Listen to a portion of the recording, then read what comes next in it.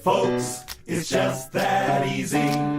Hey folks, it's just that easy. You mix it up, you fix it up, you do it yourself. He can turn your little shack into a first-class castle.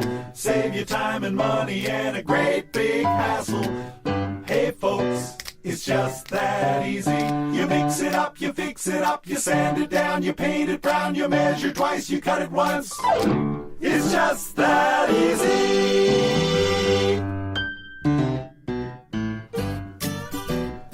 Hey, and a very good morning to you all, folks. Welcome to the AskShell.com show. You bet. I tell you now, it's just a little bit after 8 o'clock in the morning. Here's Saturday morning. What are you doing? Still sitting back having your cup of coffee? Maybe you're just coming on through the drive-thru at Timmy's like I was picking up coffee this morning. But anyway, this is a show that we teach the how to, the what to, the where to, the why to, the when to, the who to. And I've got a who-to with me today. It's always nice to have a who-to with me because you know what a who-to is. A who-to is one of those, features of the show because they are, in most cases, part of my referral network. And yes, Morgan's at the back at the controls there. And he had a heck of a good golf game yesterday, but we will find out maybe if that happens to come up. But in any event, we're going to be talking to you today about not only what you want to talk about, but also what's going on in the area. And the area that we're going to especially talk about today, I had trouble getting my lip around that one. But we have a gentleman by the name of Gordon Fretter with us. And Gordon Fretter has been with our referral network for a good number of years now, and he's a landscaper. How are you doing, Gordon? I'm doing well. It's always nice to be out Saturday morning, nice and early. What time do you normally get up on a Saturday morning? I sleep in a bit, maybe 8 o'clock. Oh, that's right. So it's therefore you're banged on right now. Yeah. And you brought Robert with you today. Yeah, I dragged him along. Hey, how you doing, Robert? I'm doing great, thanks, Shell. You're one of the fellows that are out not only with Gordon, but you're out there in the front lines. Oh yeah, rain or shine. Yep. And not that I don't want to go with your last name, it's just the fact, this business always becomes a first name. They call me Shell. They call you Gordon. They call him Robert. They call him Morgan. And, if we had to put the last name on, it never fails. They'll say, Busey, how do you spell it? Yeah. What is your last name? Zs. And Fretter is a T's. So anyway, it is Gordon Fretter, Robert Shell, and Morgan. And going to talk about landscaping today, folks. And if you've got any questions whatsoever on your home, on your concern, does not have to be anything to do with,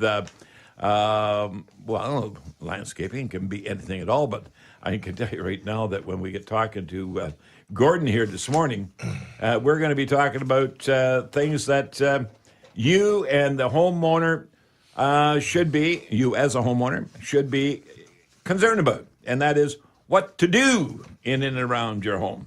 So we'll have Morgan give you the phone number. Give us the phone number of the show here, and we'll get on with the show, Morgan. And if you've got any questions whatsoever, folks, you give us a call. This is going to be down in the ground, up on the rooftop, inside, outside, anywhere you've got a question on home improvement. As you know, I've been around for, we were calculating the other day, we've been around for 54 years now talking about home improvement. So, hey, that's a long time. We celebrated our 53rd anniversary. Frank and I, not yesterday, but Tuesday over in Sydney on the island, and we really love it. So 53 and I'm 54, and hey, I've been in this business sometimes maybe too long. But in any event, give the number out, and if you've got a question, folks, you call. This is a live show. That's what I want you to be very much aware of. It is live. Go for the number. Good morning, Shell. The phone number is 778-574-1077. That's 778-574-1077. I also want to mention AskShell.com, where you can find a certified home service provider like Gordon. You can ask Shell a home improvement question. You can read articles on home improvement topics. And you can watch Shell's video, who on YouTube has had over 2.5 million views. Search and like for us on Facebook, Shell Buzzy's HouseSmart Referral Network, and we're also on Twitter at Shell Buzzy.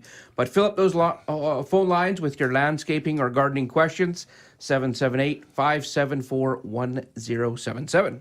You know, landscaping is a big item. It really is. It's you take a house today sitting on a lot, Gordon, and if that isn't manicured or at least looking nice all the time, that house is really not showing itself the way it wants to, or the way the homeowner wants to. Yeah, that's how I see it anyway. So what are some of the things that you would suggest to folks today? Because it's supposed to be beautiful tomorrow. It's going to be very pretty natural. The sun's shining out there now. And what should they be thinking about doing? I know they've had lots of rain. Yeah. And it's pretty sloppy out there. But what do you got this guy, Robert, and yourself doing these days? Seeing as it's the weekend, probably getting out and having fun and enjoying themselves is the biggest thing. Mm-hmm. And we've been cooped up too long, haven't we? Oh, yeah. And Robert, you've been wearing your rain gear too many times lately. Yeah, 13 out of the last 15 days at the beginning of April here. Not that you're counting. Nothing but rain. Oh, yeah. Yeah, but rain is rain, but it goes away so doggone quick around this part of the country. And I know a lot of it goes into basements and crawl spaces, which I deal with. Mm-hmm. But when it comes right down to making that yard look good, what do? You see people going in now and coming out of the building centers and the hardware stores and whatever with lime over their shoulders, a bag of lime. Rob, why is that? What are they doing with the lime? Oh, with the lime, that's something you have to keep on top of every year Yeah. because we have an acidic, living in a rainforest here, the soil tends to be acidic. So you got to balance that off, make it soil more basic so you don't get the moss growing, especially on the north side of your house and things like that. Yeah. What these people that think that more is better? I mean, how much do you put on? Do you put it into one of those really the spreaders? Yeah, and the broadcast spreaders, and the main thing is just to follow what they tell you to do on the bag. Yeah. So it's like prescription items. Yeah. More is not better, and you can get sick if you take too many pills, and your grass can get too sick if you use too much fertilizer. In fact, it's kind of funny. It's sad for the people it happens to, but the odd time you'll see grass where somebody's over-applied fertilizer and they've killed the whole front lawn. Yeah, and it's... And that's hard to bring back. Well, you just have to flush it out, and grasses are hard to stop. Yeah. But in a way it's sad, in a way it's kind of funny. Well, you take the plants, the first ones out of the ground, and this time of the year you got the little snowdrops. They pop their heads out, and they've been gone for a while. Mm-hmm. And the tulips, and then the daffodils. Daffodils first, and then along comes the tulips. And yesterday we went for a walk in Sydney, and the tulips are beautiful this year. Now they must like water, then, do they? They like a lot of water. I think they must. I am not. Can I say the name Brian Minter? So I don't know everything about gardens. Or Van der Zam. Yeah. But they do. Yeah. Okay, I just want that to be made they clear. do like they really do. No, they know everything about gardening. Right. But I assume that tulips do like wet feet because they grow them, say, down in Laconner, and the soils are really heavy, lots of clay. Yeah. And so I assume they're quite tolerant of water. That's the kind of time of the year to really be looking at what am I going to do this year? Who am I going to use? Who am I going to call? Well, I hope to call Shell Busey's Home Services, because we got Gordon, Freder, and Rob that are going to come out and take care of all those things. But Rob, tell me, when you top dress, does it hurt to top dress with sand? Sand is usually a pretty good thing to improve the drainage through there. So, as part of a whole program of doing aerating to get some holes in there to get the air into the roots. And then, top dressing with a nice sandy mix is good. Right. I often like to add a bit of peat moss in sometimes, too. Just when you're doing your grass seed, it'll help hold the water close to the seed to keep it damp and make sure you don't have to water it quite as much. But when you do seed, you have to, you got to keep it wet, or else you let it dry out. Well, that was one of the things the reason why I brought it up. Every time snow comes around in the fall, you think about snow and slippery roads. So you buy a couple of those bags of sand. Mm-hmm. Well, those bags of sand are a real pain. What do you do with them when it comes the spring? I mean, you're lifting them around, you put them in the garage.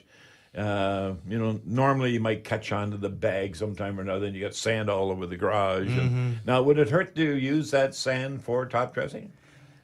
Depends what kind of sand you got there. I made the mistake years ago of I was doing a brick project and I had some leftover coarse sand, like some seashell sand. Yeah. And my customer was like, "Oh, well, let's just top dress this area with it." And one sand is good for compacting underneath bricks, and the other you want more of a fine sand for top dressing. Well, this isn't a gunny sack bag, so It's probably it's probably what we just call washed seashell sand around here, or builder's sand. Yeah. And there's a reason they call it builder sand and not gardener sand. yeah.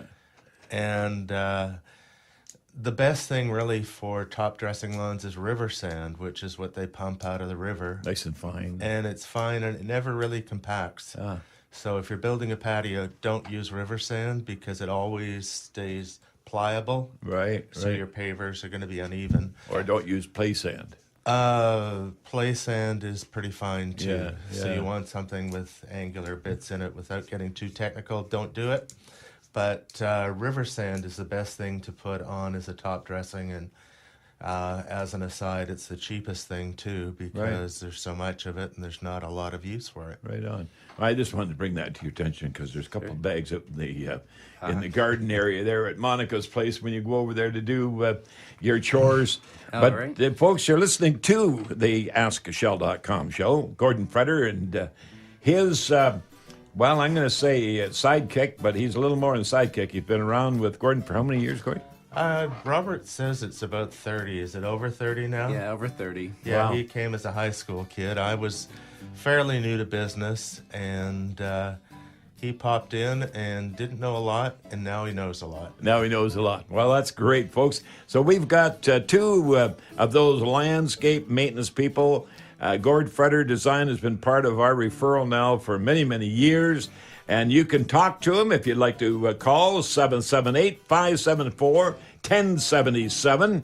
That's 778-574-1077 here on the Ask Shell Radio Network. We're going to come back because we've got some great stuff to talk to Gordon about, and I know you're going to be finding it quite interesting. But we'll come back right after these messages.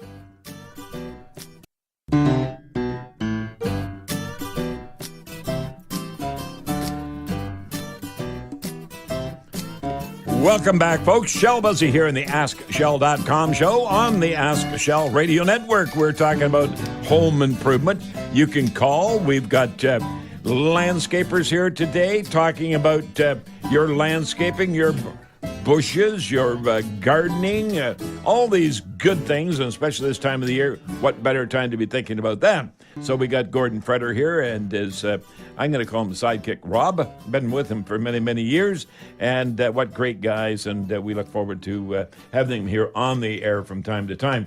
Now, I have got some questions here for Gordon. In fact, some of the items that he's given me to discuss because they are very good. You always wonder, what do these people have going through their heads when it comes to doing projects in and around the home, especially for you, like renovating gardens. Now, turning something that's been neglected or out of control into an inviting space that the homeowners no longer want to avoid. Okay, who's going to go first? I want to hear this one because that's exactly what you're doing at our daughter's place. And not that that's been neglected. It's just a matter, it's spring, it's sprung, and hey, do you know what? Christmas lights are even going to come down today. Dang. Yeah. So there you go. Mind you, it's the first chance you've had to go outside Well, since Christmas, that's right? exactly. Yeah. It hasn't been sloppy, messy, soupy, and all the rest of those things. But I know when you came out, when you left, boy, I'll tell you, it sure made a difference. Well, that's Rob. There you go, Rob. Oh, thanks, The magic Shell. of Rob. Yeah. So tell us, where did you start? Just kind of stand back, look at it, scratch your head, and say, oh, well, might as well start here. Well, yeah, normally, when I go to a place, I like to, start with a bit, like, just take the overall view and go, okay, how many hours do I have here today? And what's the most impact I can do? Time to get dark. Yeah, I work until dark at this time of the year. You always work a late shift. Yeah. Well, he enjoys what he does. He enjoys what Yeah. you do. And I noticed at the back, you did a lot of trimming, what have you, with cedar trees, for an example. You really globed them, made them nice and round. And you can trim them pretty well anytime, eh? Yeah, pretty much. I tend not to trim cedars and things like that in the middle of the summer when they're already a little stressed for water and things like that. And the tips will burn on them. Yeah, as I'd well. never thought of cedar trees as being like sun tanning. No. But tell me about how things can burn in August if you trim them at the wrong time. Oh, well, yeah.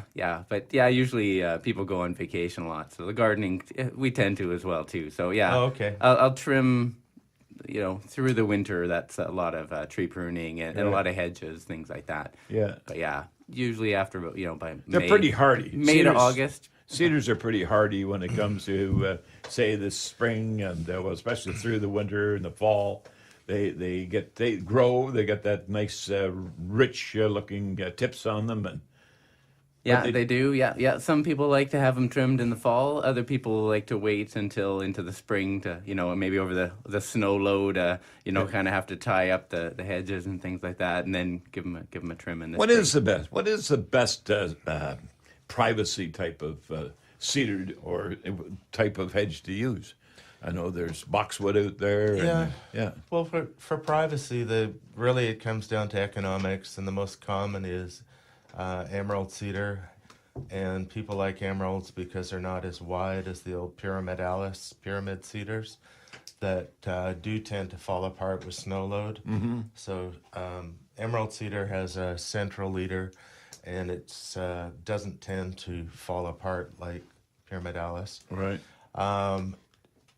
Yeah, Yews are really... I was going to say yews are nice choice. Are really popular, but they're very expensive. So economics comes into play for sure. Now, when you say about the ones that fall apart, you see that because you'll see people out there shaking them and Yeah, and well, getting last winter with that 4 months of snow or so that we had. Yeah, As a too gardener, doggone much of it. That's for sure. yeah, it was a little rough last winter as a Yeah. landscaper and a gardener with all the snow. But so we switched over to a lot of snow clearing last. We did. But you got a snow plow. That makes a difference. Yeah. Yeah. What about the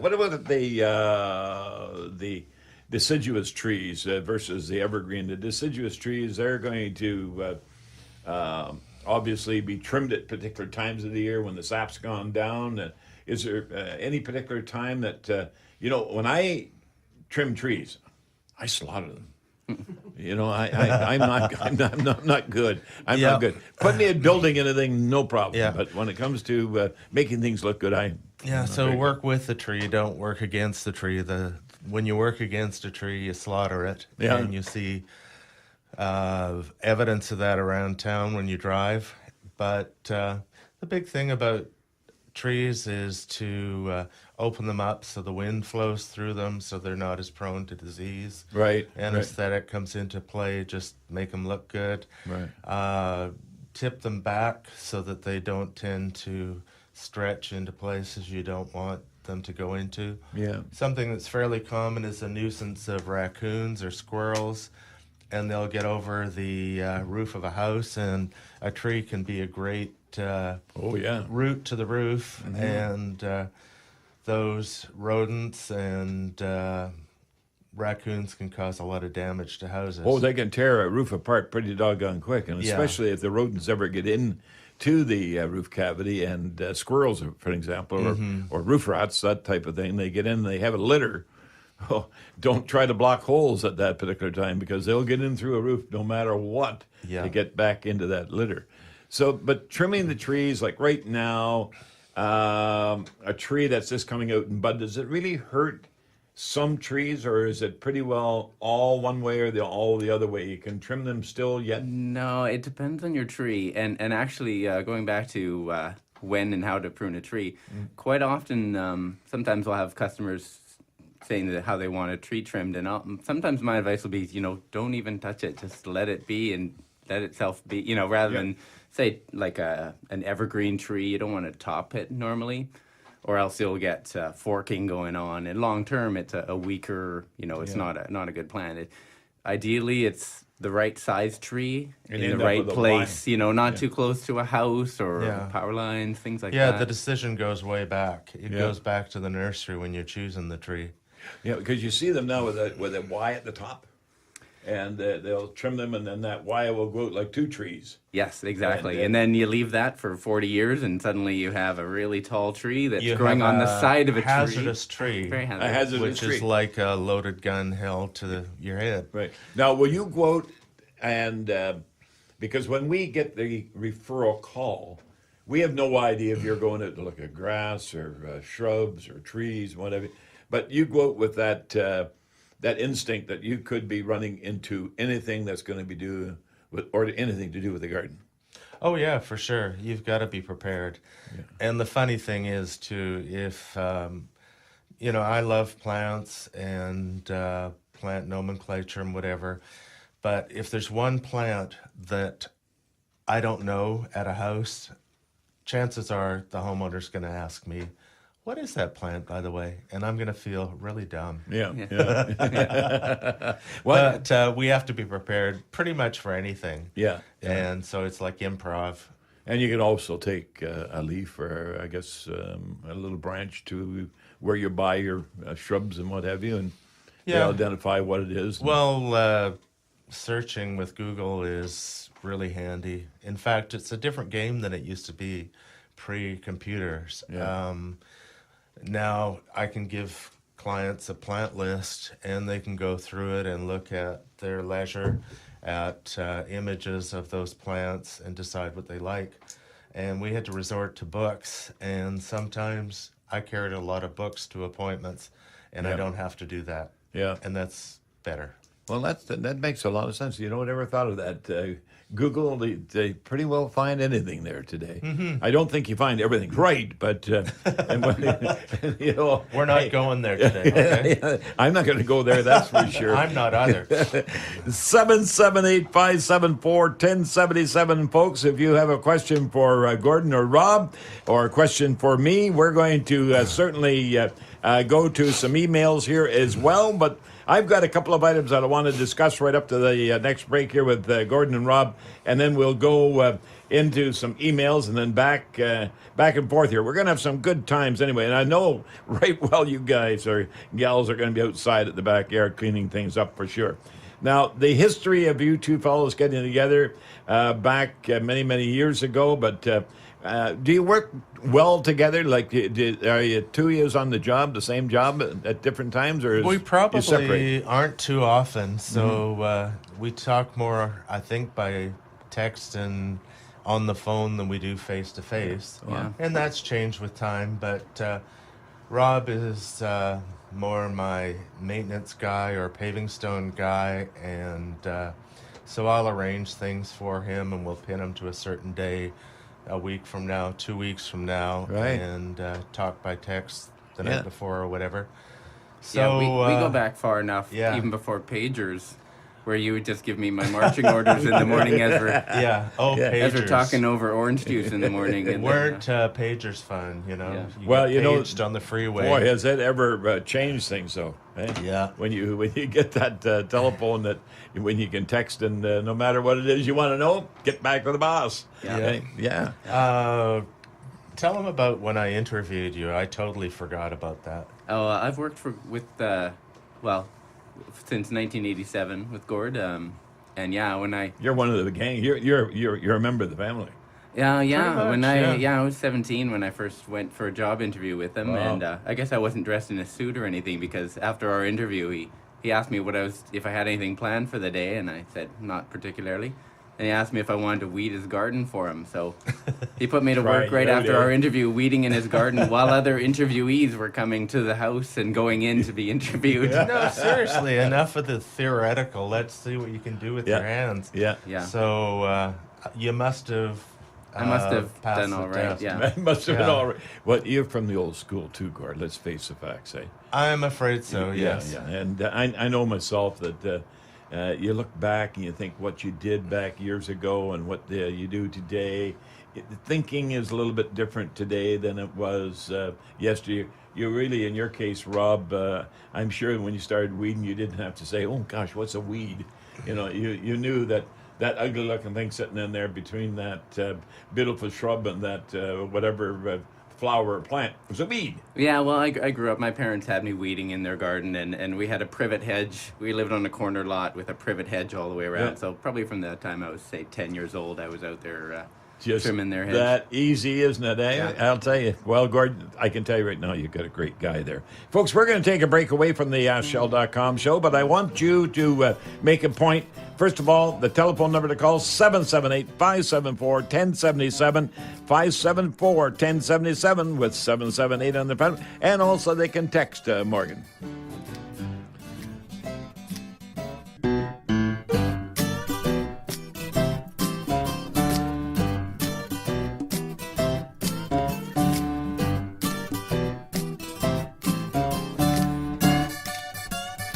And welcome back, folks. Shell Busey, the AskShell.com show you're listening to here on the Ask Shell Radio Network. Broadcasting live every Saturday morning from 8 a.m. until 9 a.m., right at the time that you're starting to think about what you're going to do on the weekend. And Saturday morning, starting at 8 o'clock, once you've had your coffee, once you've had those eggs and bacon, and then you want to get out and get right at it. And talking today to a couple of landscapers, I can tell you right now, a lot of people, that's what they do on weekends. And Gordon Freder and Rob here today. I have some notes that was made for my information, and I just want to ask one. I get a kick out of this one here, and it's an item that says, added more rock and stone projects, now a cornerstone of the garden construction services we offer. Ask Rob how they developed a wrecked bike story. That sounds like a loaded, I don't know what. Well, it was meant to be kind of it was like a worm on a hook. Did You got pulled right in there. Oh, you got sucked in? Yeah, Shell, as we mentioned, I started with Gord when I was 17, but over the next few years, I went off to university and got myself a Bachelor of Science. But in the meantime, I would come back and work for Freder Design, in the summers, or take a semester off. And we had that kind of relationship where it was nice and flexible and helped each other. Yeah. But I also, in the off seasons, would work at a bike store, and I'm an avid mountain biker. And at You're not one of those crazy guys that go down over top of logs and all that. A little bit like that, yeah. Oh, my goodness. Yeah. Who So at one point, I snapped my bike frame. And there's a lifetime warranty on bikes. And I used to work at this bike store, and I talked to the owner there, and I said, I need a new bike. But I'm a student. I don't have a lot of money. So he said, well, I'm doing a brick patio at my house. Would you like to lay a brick patio in exchange for a bike? And I was like, well, sounds good. What else Sounds can I like do? a barter job. Sounds like a good deal. Yep. So I laid a brick patio, and so during that summer, I would go into work for Gord during the day. And then the evenings, I'd go lay bricks in the evening to work off a bike. Wow. And so I'd come into work, and I told Gord what I was up to. And Gord says, I didn't know you laid bricks. And I said, well, I do now. I could make use of that. Yeah. Have I got a job for you? Yeah. And so at that time, when we had stonework or brickwork, Gord would subcontract that out. But I noticed over the coming months that became a regular thing that incorporated into the jobs was any brickwork or stonework, we'd started doing it. Yeah. And that's become a cornerstone now. And then natural stone has become a big thing. Flagstone, that sort of thing? Flagstone, dry basalt, stack walls, even feature rocks. Because flagstone is something that's not that easy to set because it's not all consistent in thickness. No. So you got to set them into a sand base that's prepared, and you got to compensate for the thickness of the. Well, I like split. working with the natural stone. Yeah, it's like working with a puzzle. You get to look for your proper piece and interlock it all. Did I hear you say that you're a master in science? No, I have a bachelor's degree, physical geography, and then I just kept coming back to gardening as well as a bit of forestry and stuff. Boy, isn't that something? Well, but it all obviously helps. Getting back into trees and gardening. Yeah, well, it and helped bring him forestry. back because he took a degree that you have to be a master's to teach. Oh yeah, exactly. In order to make use of it. Excuse me, you can hit me anytime you want, but just no warn worries. me before you swing. But anyway, he kept coming back, and we got more and more into stone, and I think there was a stone yard that moved into our area, and we started getting more interested in working with it. Wow. And at first we used a stone that was really difficult to work with because of that variance in thickness. And over the years, I've found a stone that I really like because it's fairly uniform in thickness for building dry stack walls. Right. I really like the look of it. And we're using basalt slabs for steppers now that are basalt columns that are like cut into slices of bread, and they're quite interesting. Beautiful flooring too, basalt. It is actually becoming very popular. And we've Well, it's local too, typically from Squamish or whatever. mind you, a lot of it's from Vietnam now. Yeah. And we have done a couple of basalt stone tile patios recently. Nicely done. And they look great. Yeah. No, that's great. Well, you see, it all started years ago, Rob. Now, what is your last name? It's Newsham. Newcomb. Newsham, like news and ham. News it's ham. English. It's an English background. That's why I forgot it. You see, he who makes no mistakes does nothing. My dad used to always say Exactly. that. But don't request me to remember that. No worries at all. Newsom. All right. Well, let's get back to Morgan here for a moment, because I know we've got some emails. Was there any emails at all that came through that were relevant to gardening of any kind, sorts or otherwise? We did. We had one come in to askshell.com from Dave in Surrey. He said, you guys were talking about aerating lawns earlier in the show. How often should I be aerating my lawn? I know golf courses aerate twice a year. Well, thanks very much, Dave and Morgan. There you go, Rob. Rob? Okay, sure. I would. That's golf courses. That's good. But I would tend to, most homeowners, just once a year would be fine. Usually in the spring. Do you really think that it does as much good as it's promoted to do? Aeration? I don't know. There's sometimes there's gardening practices where you do it and you really hope you're doing something like lime sulfur. There's times I've sprayed lime sulfur and you go, well, I know Agriculture Canada and people recommend this, but I'm not really sure. Now, are you doing it because the neighbors down the street, they see their lawn being done, and so that neighbor being your customer says, hey, they're putting something on down there, or they got this machine that's got these spikes that go around. What's that all about? Well, it's aerating. Well, should I do it? Well, what do you expect? Is it, well, it does depend on the soil too, whether you have like a heavy clay or sand. And I'm more into, say, power raking than I am into aeration, because it tends to rejuvenate more. Get that thatch out. Yeah. It's like the trees. We were the talking moss, about getting the air in there. So dethatch I would do more frequently than I'd bother with aeration. Right. If you had really heavy soils, yes, punching holes into it does make sense, because you've got, say, practice in the past was to cut turf for homes on silt clay, and it was like having a plastic layer on top, and you may have had good soil underneath. So you wanted to punch holes in that so the water could get down and through. Well, really what it's doing, as the term states, aerating. It's aerating the roots. Is that what it's doing? Yeah, and it's actually air-water exchange, so it's allowing an interchange between the atmosphere and the ground. And not a bad thing, for sure, but I'm not sure how much good it really does unless you have a clay-type soil. And I think there's a lot of things that, like you were saying, it's more urban myth, and I believe, say, liming in the spring, that practice is more a nursery marketing ploy than it is really based in soil science. So it takes 3 months, said a soil scientist to me once, to adjust the pH of ground. So do it in November. Don't do it in the spring, but the nurseries want to sell lime in the spring, so it's the time to lime. It's the time to lime. And it isn't the time to lime. Last fall was the time. Yeah. Well, I think aerating myself, and I'm glad that did come up, because it's one of those things that I've seen it happen in our properties where we've lived in stratas, for example.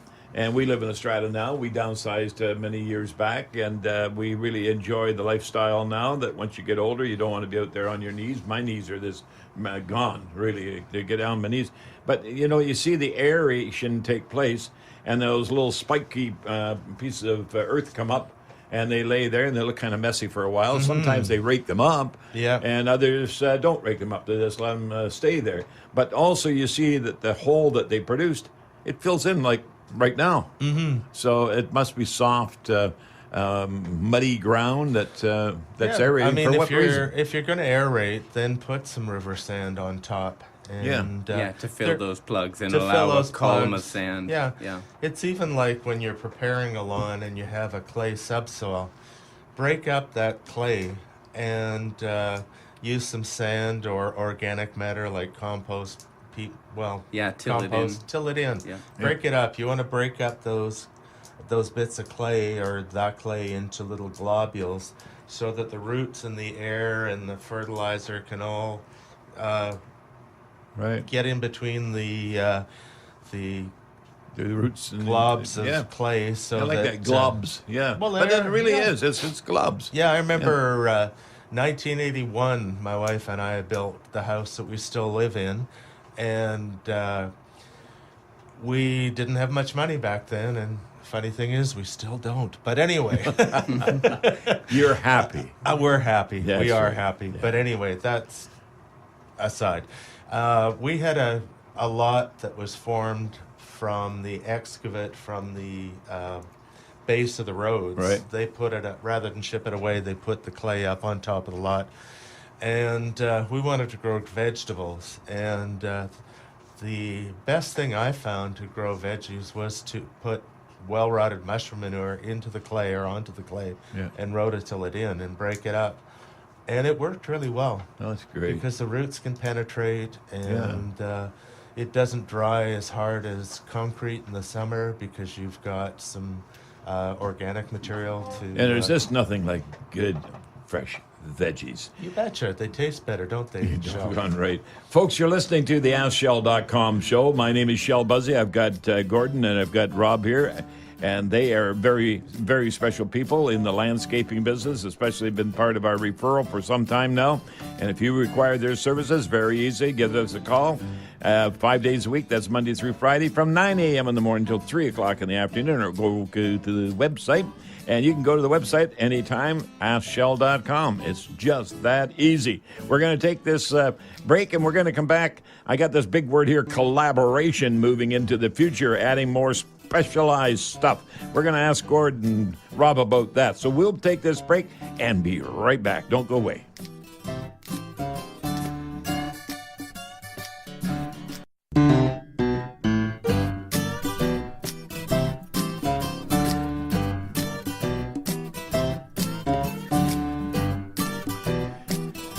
And welcome back, folks. Shell Busey, and you're listening to the AskShell.com show. You know, it's always nice to hear from you folks out there listening, and by all means, why don't you just let us know what you think of the program. It's always nice to hear from you. We talk about anything and everything. I like to do anything that makes sense the time of the year, and obviously right now, time of the year, landscaping and gardening and all that sort of good items to get out and do. Well, we've got the two fellows here that really get involved in that. So we want to talk about this collaboration and moving into the future, adding more specialized stuff. But I do like this one statement here: 1 + 1 = 3. I was never good at math. No kidding. It's all right. But tell me about that. That's interesting. Well, I think if you take people who are enthusiastic about stuff and you work together, you come up with more excitement about what they're doing and come up with some better ideas. It's my wife is a writer, and she says if you try to write at home, it's really sometimes kind of stifling. But if you're in a coffee shop and there are people doing stuff, they're not distracting you. It's just being in the presence of other people that energizes. So that's what we're talking about. Yeah. So we work together, and Makes a difference. get ideas off each other, I guess. Yeah. Well, you know, and it's when you're outside, ideas are this great. Yeah. You know, Yeah. and I think really talking about ideas, landscapers today that do landscape design like you do, Gord, and Rob, you get into stonework and paving stones and trees and gardening and all the rest of it. We were even talking to folks about painting grass here a few moments ago during the break, but we don't want to get into that. Because No, we don't. You know, there's one thing about it, but I don't want you to come out there and looking at a painted lawn. But there's synthetic lawns now, and you must throw the lawnmower aside in the morning and take a vacuum cleaner with you, do you? Yeah, I don't know. Some people are very much into it, and artificial lawns, and they're certainly a lot more convincing than they used to be. Yeah, boy, I'll tell you, they Yeah. look real. They really do. Yeah. Yeah, I live in the North Delta area, and it's had the European chafer beetle since 2007. It started to invade into North Delta, and there's the trend is going a bit more that way, going with like clover lawns, a little more resistant, or else, if you've got a small area, often people want to Right, starting to do the artificial. Yeah. So you can see that, folks. If you've got any grass problems, lawn problems, gardening problems, design problems, concerns or problems, whatever it happens to be, and you have a few areas that you want to fill extra space and have a few challenges that are taken care of by two real professional people, incidentally, we don't have anything but professionals with our referral network, and that's what I always say. When in doubt, don't pout. Let Shell help you out, and that we do all the due diligence. It's amazing over the years that we've had a real group of almost like a team efforts that work within our referral network. It's not the average team network that you'll get out there with some of the other referral people that don't really even take enough information on the people who are working for them. They're a matter of, well, we'll give you this zone and that zone. We like our people to do everything, everywhere, if it's at all possible. Yeah, and that's the 1 + 1 = 3. There you go. There you go. Fun thing for me of late is just doing sort of turnkey gardens. So we take something that isn't working quite right, people have let go or they are too busy, whatever, and then come up with a sort of a garden room idea. And I really enjoy doing everything. So from the groundwork, the horticultural stuff, to the hard landscape. I've got a fellow that does irrigation that takes care of that, and he's, a one-man show. And Lighting as well. And then into low voltage lighting, and that's a cool thing because you're, especially at night, your garden becomes a part of your living space. So it doesn't just disappear every sunset. Right. And it pulls you out, and it really makes a big difference. Yeah, and uplighting or downlighting, you can often get some really nice dramatic effects too, like uplighting on a tree, it'll silhouette the skeletal frame. effect, and it really helps you appreciate your trees even at night. Exactly. One of the things that I've often thought that I've never, ever seen a real good, better, best, either good, better, best, but I've never seen a best solar installation. I don't know what it is with those little panels. They just don't last that long. Yeah, good for a year maybe. Or Well, so. yeah, but I think that it's just a matter of economics, and technology is a lot better.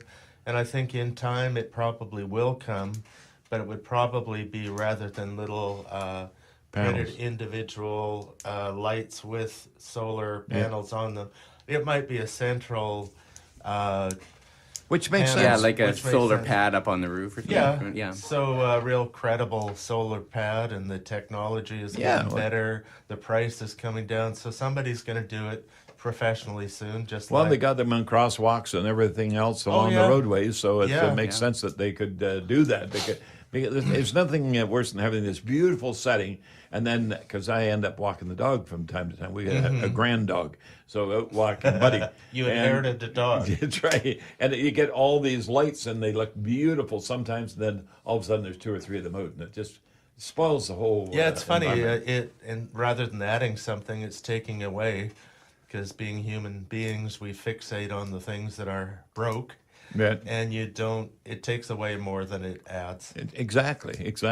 Well, you actually get involved in some of the most interesting parts of the home, and I know getting around to doing gardening maintenance and folks looking for items that save a lot of time on maintenance, at lifestyles and the fun, and you can even get the putter out in the backyard there with they're into that. doing that little garden that gives you that little golfing green and all that good stuff, and pest management, all that sort of stuff. Folks, you're talking to the people who really know. Good, better, best. Why worry about the rest? When the good is better, the better is best. That's what I always say. And I want to thank Gordon Fretter and Rob here. And as soon thanks as we for having us. Oh, hey, it's a real blast having you. And time, we're going to take a break, and we'll come back and to say our goodbyes. And folks, don't go away. Stay with us. We'll be back right after.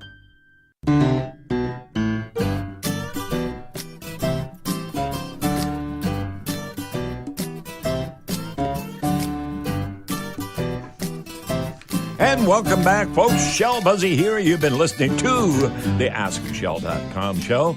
And incidentally, folks, at any time, if you'd like to get in touch with us at the office, do so Monday through Friday, 9 till 3. The telephone number is 604-542-2236. We've recently moved out into the Cloverdale Market area, but on the other hand, same phone number, same people, doing the same thing, and enjoying every moment that we have with you people.